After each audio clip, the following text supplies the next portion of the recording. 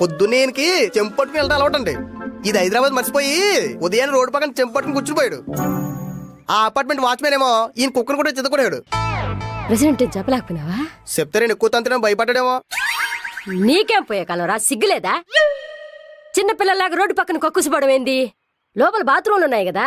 నాకు చుట్టూ చెట్లు, ఆ వాతావరణం, పక్షుల శబ్దాలు అవన్నీ ఉండాలండి. ఆహా, నెమలి నాట్యాలు, కోయల గానాలు అక్కర్లేదా?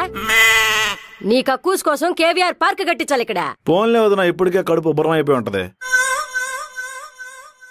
సర్లే, ఓ 2 పిచ్చి మొక్కలు తెచ్చుకుని ఆ బాత్రూమ్ లో జావు. కంపు సచ్చినోడా. ప్రసాద్, ఈ విషయం మన ఊర్లో చెప్పకండి, పరువు పోద్ది. ఏది నువ్వు రోడ్డు మీద కూర్చుందా వదిన తిట్టిందా?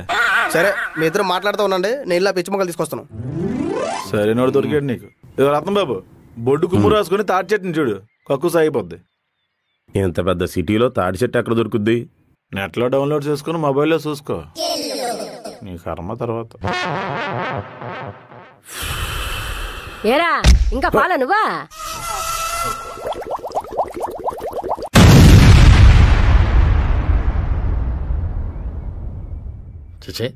దరిద్రం దరిద్రం. రాత్రి కొబ్బరి పచ్చడి చేస్తానక్క.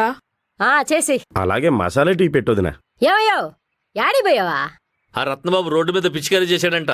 ఆ అపార్ట్మెంట్ ప్రెసిడెంట్ పిలిచి మీటింగ్ పెట్టాడు. రత్నబాబే అని గ్యారెంటీ ఏమి? ఆనవాళ్ళు ఏమైనా వదిలేసి వచ్చాడా?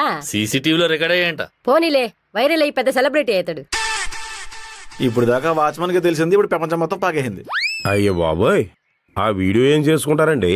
అయినా ఈ జనాలు మరీను మంచి చేస్తే తప్పట్లు కొడతారు, చెడు చేస్తే డప్పు కొడతారు. అయినా అశోకుడు లాంటి పెద్ద మనిషి రోడ్డుకి ఇరువైపులా చెట్లు నాటింతే అవి నరికేసి బిల్డింగులు కట్టేశారు. కొన్ని రోజులకి పొదల సాటున చెట్టు సాటున అనే పదాలు పుస్తకాల్లోనే చూడాలి. ఎంతసేపు ఈ కంపు సచ్చినోడి గురించేనా?